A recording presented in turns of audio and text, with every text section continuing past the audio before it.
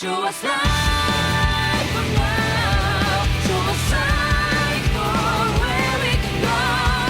In the gear with no guiding light. Do you know where is the goal? Don't just follow. We can drive 'cause we're living now.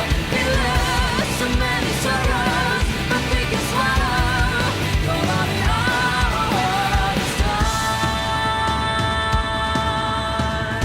every time I ask the smallest thing, you get more. Just ignore. I don't want to hear how long will it be. There's no chance for peace. Uncontrollable. All things come from left to right, and this world is changing fast.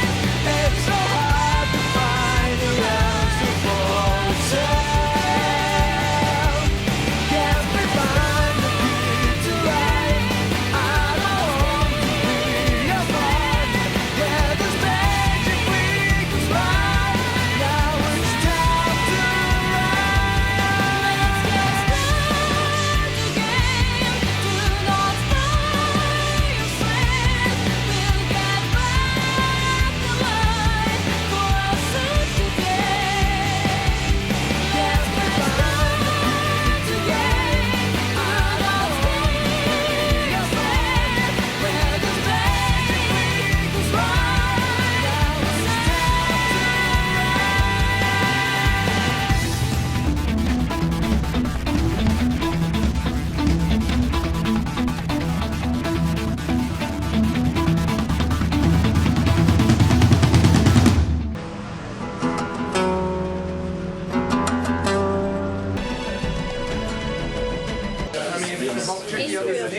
it's Actually, I was about to...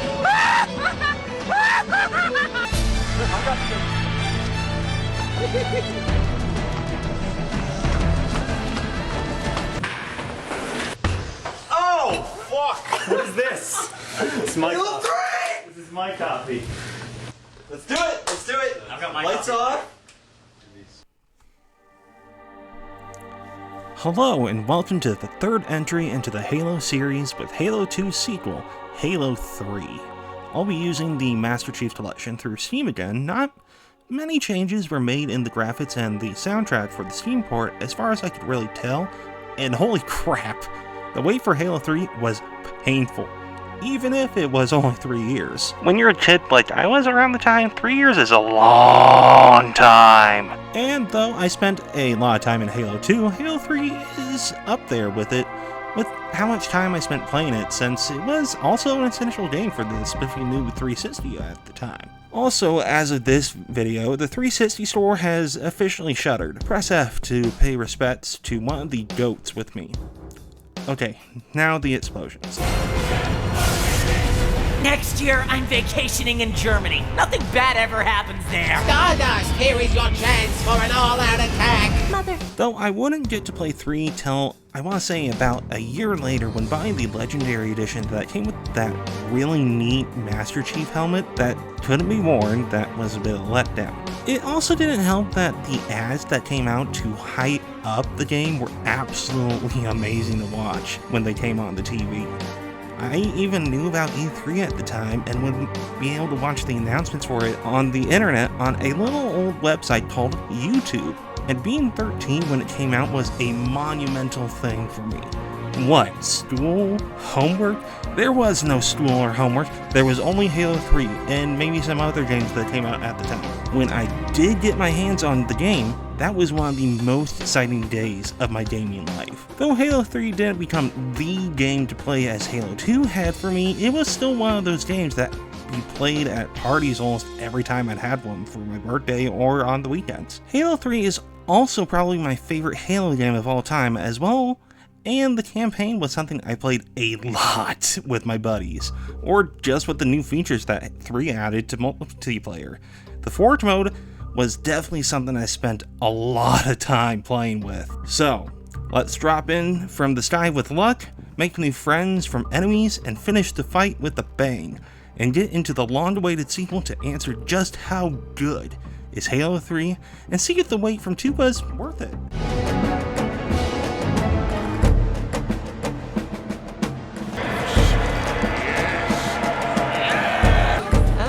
Where? Oh my god.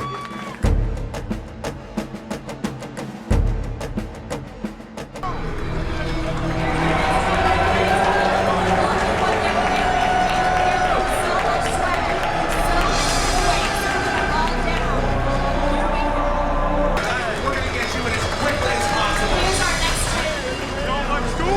We have a homemade Halo Master Chief.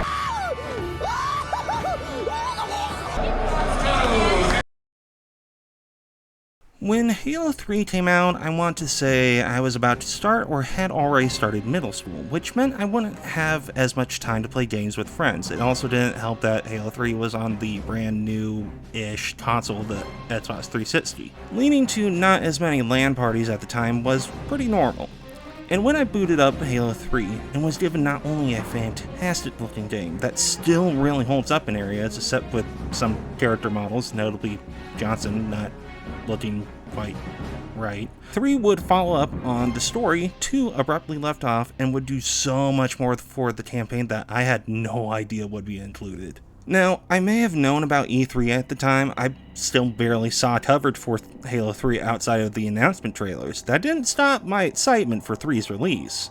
And for a third installment, I probably wouldn't be as excited for a third game till maybe Batman Arkham Knight or Mass Effect 3, especially since I had barely gotten used to the ideas of sequels. A threequel was even more unheard of for me at the time. Though the story was scaled back a tiny bit to only have Chief be the main playable character and Arbiter being more of a side companion on occasion in the campaign, it was still very well done. The gameplay also was tweaked and further refined, feeling more balanced compared to Halo 2, making a legendary run less of a flick in the nuts. Also, from what I understand, is Halo 3 had a less hectic dev cycle compared to 2, with even Bungie going out of their way to be more open with the updates up to the release, even doing collabs with new IP of the time, Crackdown. It wasn't that bad of a game, but it did have a beta for the Halo 3 multiplayer to help promote the game. It was kind of how Zone of the Enders had a demo for Metal Gear Solid 2 packed in to give a marketing push. To say that collab was a success for Halo 3 would be an understatement.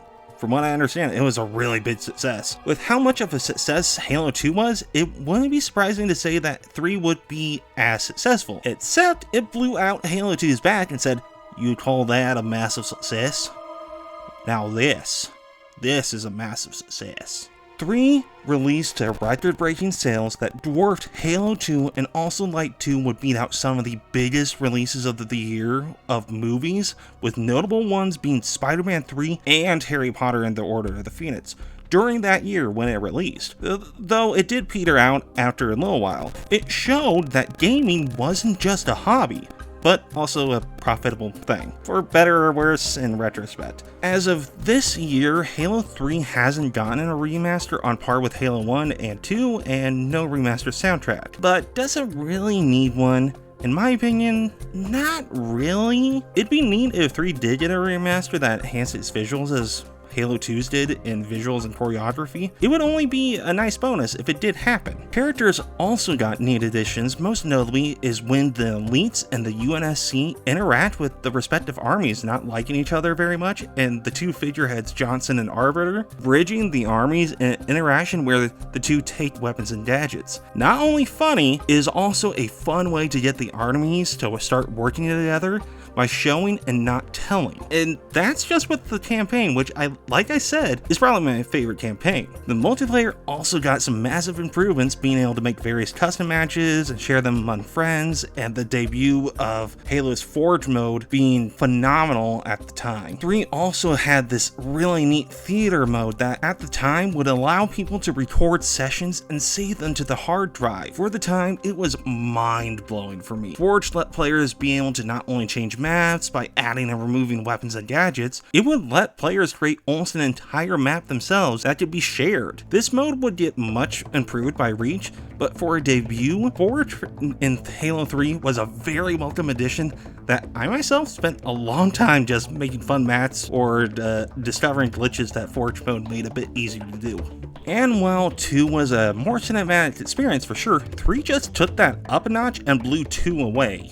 3 would bring in more grand battles and just show that at the time, Bungie was willing to improve with each game they were pumping out. I can't completely convey how much I love 3, other than saying it's probably my favorite Halo. I may not have had the big LAN parties of 2, but I played the campaign a lot and it was still an enjoyable time. Now let's get into the gameplay and immersion of Halo 3, and if Halo 2 was a massive step up, even with the cuts Bungie had to make, oh boy, 3 is stuffed.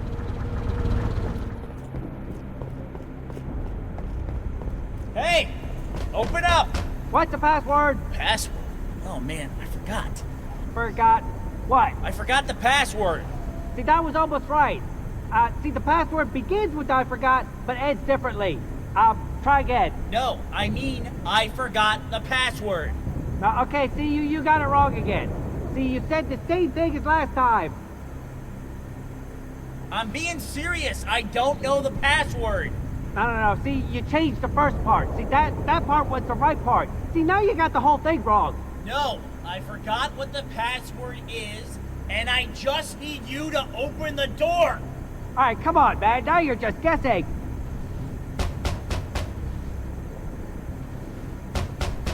Like previous games, Master Chief is the playable character again, and unless playing multiplayer co-op, is the only one playable. For the first time in a Halo title is the ability to play with up to 4 players, at least in online multiplayer, and instead of them being Chief clones, they're all unique. Player 2 plays as Arbiter minus the cloaking tech, and players 3 and 4 play Uzez Taham and Enthosram, respectively. However you pronounce their names, I apologize. Trying to pronounce them is a lot more difficult than I thought it would be. Other than them being elites, they function and play almost the same as Chief. Another addition are the gadgets that Halo 3 introduces. These vary from a portable power drain, a regenerator, deployable grav lift, and a cover, the well-known bubble shield, trip mines, invisibility and invincibility, and a flare, giving all sorts of utility to Chief in the campaign and a lot of options in multiplayer. These can also be used in pretty unique ways. The power drain can take out shields, but can also be an EMP on vehicles, making it easier to either hijack or destroy them. The bubble shield can block just about everything, including from the inside, but the grav lift can push the bubble shield away.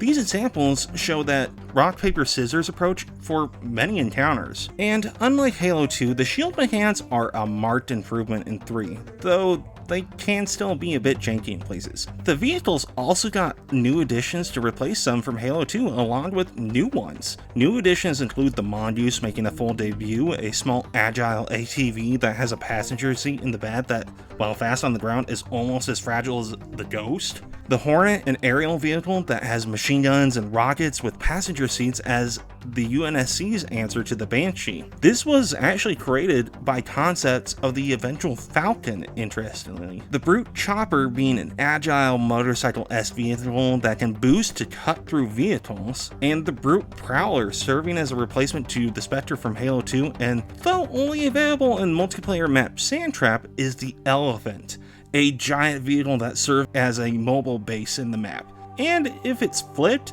does have a bit of a funny bit to it. There's also returning vehicles that got some massive tweaks to them. The Scorpion now has a machine gunner position, so in order to fully utilize a Scorpion, 2 people are needed for its weapons. The Wraith gets a similar treatment, giving the Wraith more versatility than in the previous game entry.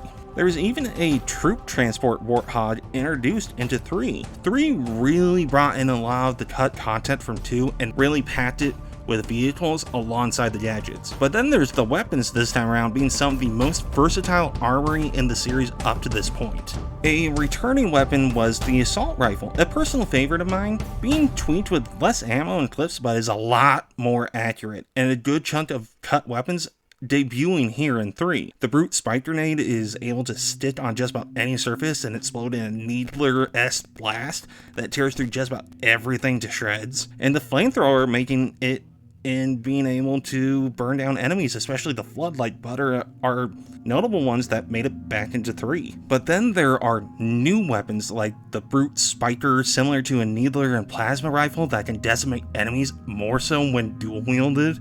The Brute Mauler serving as a smaller shotgun weapon that's even more effective when you dual wield it. The Gravity Hammer that makes massive gravity shots that has crowd control capabilities and can just fuck with people. The Spartan Laser being a slow to charge but very fast to fire weapon, incendiary grenades that burns and sticks to enemies like napalm, missile pods that can lock onto vehicles in lieu of the rocket launcher being unable to do so, and a plasma cannon similar to UNSC machine guns. 3 also introduced tearing off mounted weapons to carry around with limited ammo. And yes, a lot of weapons like the rocket launcher got tweaks in 3. The Needler, for example, may no longer have as much ammo and can't be dual wielded now, but it's very effective and damaging, and it homes in very effectively on enemies. The Plasma Pistol also can now do an EMP shot in vehicles similar to a power drain. The Brute Shot has 2 more shots before a reload and no longer bounces on surfaces before exploding and just explodes on contact now.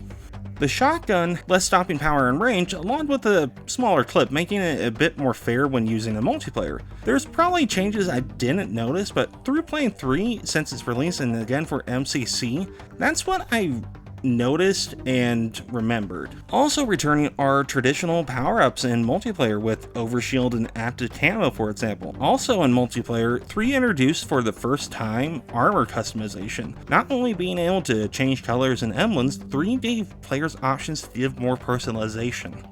This would be further expanded in later games and kind of was carried into the Elites, but not by much. They don't have as many customization options as a Spartan does, but it still was pretty cool. The enemies this time around also got various tweaks and additions in 3.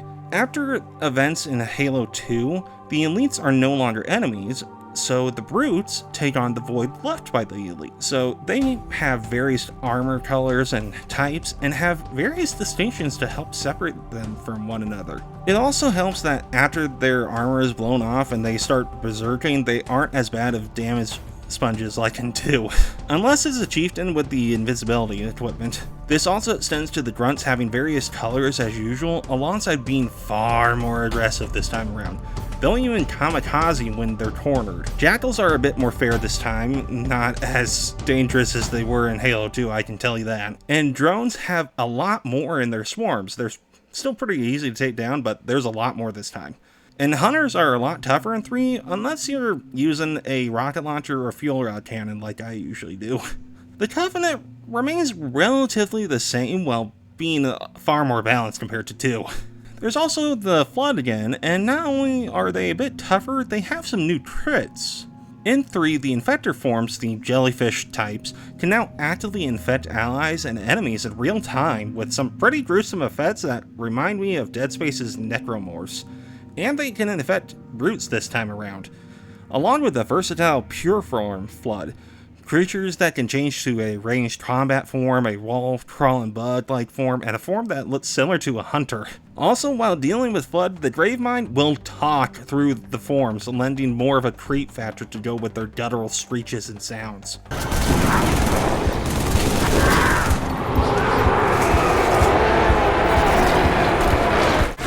Did you make me defeated? Halo 3 also has these massive set pieces for battles, most fighting scarabs in real time, by hampering their movements and climbing onto them to destroy their energy core. How it's done is all up to destruction with some stellar destruction effects, or fighting in the skies and destroying phantoms with similar destructive flair. Halo 3 has some of the biggest battle set pieces that really make the campaign experience fun, and will even have changes on higher difficulties, giving more replayability. The music for 3 went to a more traditional orchestra again with its soundtrack, and though I did like how Halo 2 did more rock opera, I prefer Halo doing this style of sound.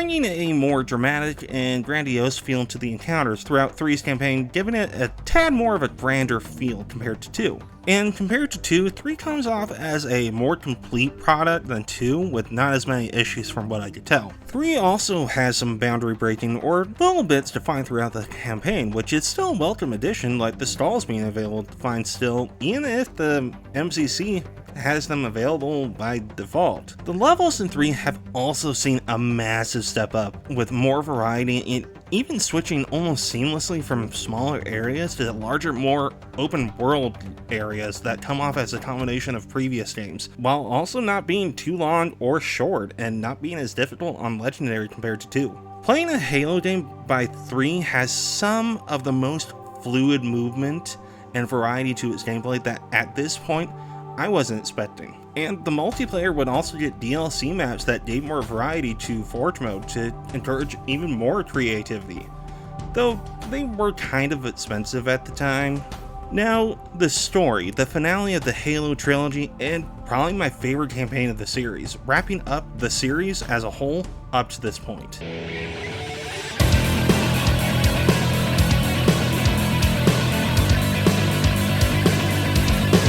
Feel something force into the pressure. Feel something force into the pressure. Feel something force into the pressure. Push the pedal down and move it faster. I must drop, I must drop, I must drop. Cause I'm gonna get to the finish line. Inside myself, under this pressure. Buckle in, I must drop faster.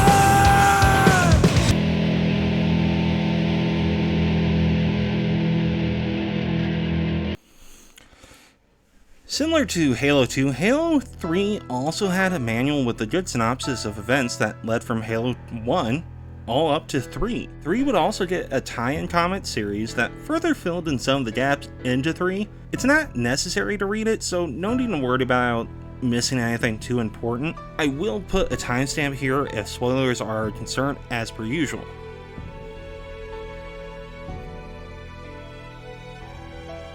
Halo 3 starts roughly after Chief and Lord Hood conversed at the end of Halo 2, with Cortana having a monologue about why she chose Chief out of many Spartans, with him having luck being most notable. This is followed with Chief having jumped off the ship when chasing the Prophet of Truth and crash landing in Africa into a mini meteor. I totally meant to do that too. My plan is great. After being found by Johnson and, to Chief's surprise, the Arbiter, 3 follows Chief and the UNSC, with the elites taking the fight to the Covenant and collecting their forces to the now leveled city of New Mombasa from Halo 2. While Chief experiences echoes of Cortana with a seemingly psychic link left over, when Truth and his Covenant activate a split space bridge to parts unknown. Before they can follow them, another rupture occurs with the Flood having arrived on Earth. With the help of the elites, the Chief and UNSC barely contain the Flood by blasting nearly all of Africa. Among the Flood's arrival is a message from Cortana, and with the help of 343 now working with the UNSC and elites, Cortana discovered while on High Charity that the slip space gate leads to a potential solution to everything, followed by her saying there's an entire army of Flood on High Charity, leading to Chief and a select group to volunteer to chase after Truth, discover Cortana's solution, and hopefully bring the war to an end. Through the portal, they arrive at a massive Halo array revealed to be the Ark, the forge where all Halos were originally created, located somewhere outside the known galaxy. After locating where Truth is on the Ark, Chief and Arbiter with Johnson mount an attack on shield stations to get after Truth, when Johnson is captured and is unfortunately used to activate the Ark, with Miranda Keyes mounting a rescue, ending with her being shot by Truth. In a sudden change, the Great Mind teams up with Chief and Arbiter to get to Truth and stop him from activating the Ark in rings, which they're able to do. Then the Great Mind turns on them.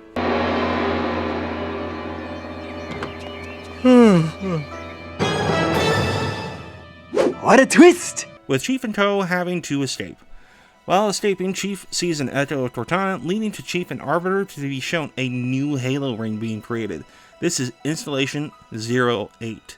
a replacement for the Halo from Combat Evolved. With the stakes being even higher with a fully active Grey Mine now in play, Chief mounts a rescue mission to the now flood-infested High Charity near the Ark to find Cortana. While there, the Grey Mine speaks to Chief, and Cortana shows signs of rampancy due to torture that the Grey Mine has been inflicting, with her almost breaking.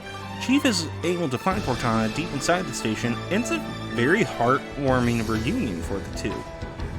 With Cortana in head, Chief sets High Charity into self-destruction, with Arbiter even coming to help Chief. The two escape High Charity is holding with the Flood hopefully destroyed. With Cortana and the Arbiter with help from Johnson and 343, Chief gets to the Halo under construction's control room, and though the Flood are still alive and standing in their way, they're able to make it in there.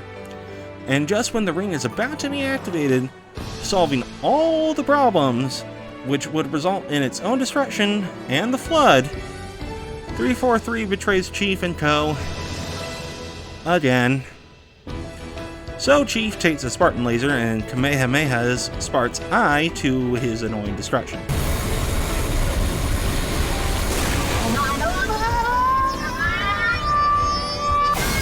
Shut the fuck up. Know your fucking place, trash. Unfortunately, Johnson dies, and Chief, Arbiter, and Cortana have to escape the ring's destruction. After one of the best Warthog driving runs, they make it onto a frigate and narrowly escape the explosion of the ring and Ark. Cutting to a memorial on Earth is Hood and Arbiter's armies giving their respects to those that were lost, with Chief and Cortana being among those lost. It's revealed that Chief and Cortana did survive. The frigate split in half, with them now drifting in deep space.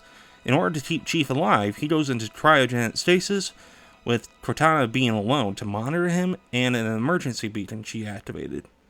And that's how Halo 3 ends. As we start to rebuild, this hillside will remain barren, a memorial to heroes fallen. They ennobled all of us, and they shall not be forgotten.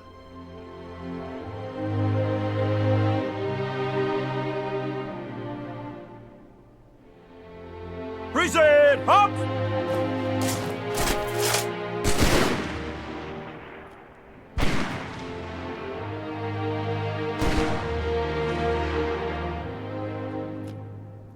I remember how this war started, what your kind did to mine. I can't forgive you, but you have my thanks for standing by him to the end. Hard to believe he's dead. Were it so easy. Halo 3, in its campaign, is such a wild ride that I still enjoy to this day. And how 3 ended was fine and would be left ambiguous for many years, since Bungie went on to make a 3 tie-in with ODST and a prequel, sort of, with Halo Reach. And until 343 Industries took the reins for Halo, there wouldn't be a continuance of Halo with Halo 4 till 2012. I did want more games of Halo with Chief, but if the series had completely ended with 3, and since it originally wasn't going to be a trilogy, I wouldn't be upset about it.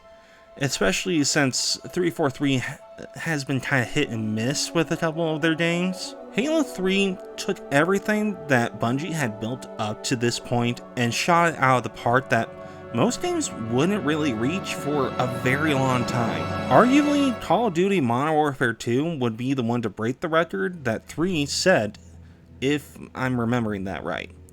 Halo 3 brought in concepts that didn't make it into 2, expanded on them, gave a higher stakes story, and some character interactions that really worked. 3 also was a much more polished product than 2. Its multiplayer really expanded to a massive scope, especially with Forge mode, giving more power to players than I hadn't seen in games at this point. Halo 3 is a fantastic game with a grand conclusion to a surprise trilogy, and really cemented that not only would Halo be an Xbox staple, it also showed that video games could be just as big as the movie industry when it came out. For good or bad on that part is really up to interpretation with Captain Hindsight. And yeah, Bungie these days is kinda sorta not that great now. It doesn't change that the team at the time of Halo 3 made one of the greatest games of all time, at least for me. Before leaving some sellout stuff, leave a comment, a like, or even subscribe for more content similar to this. Have I gone too long with my love for Halo 3? Is Halo 3 actually a marked improvement over 2 in Combat Evolved, or am I just too rose-tinted to think otherwise? Is 343 Guilty Spark screaming while exploding equal parts annoying and funny? I sincerely hope I showed or explained just how good Halo 3 is. And now, join me in the final scene and a bid farewell with Cortana.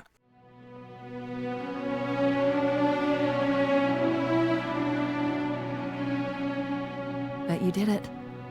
Truth and the Covenant, the Flood, it's finished. It's finished.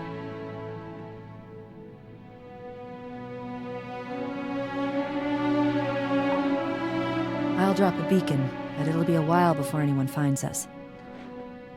Years, even. I'll miss you. Wake me when you need me.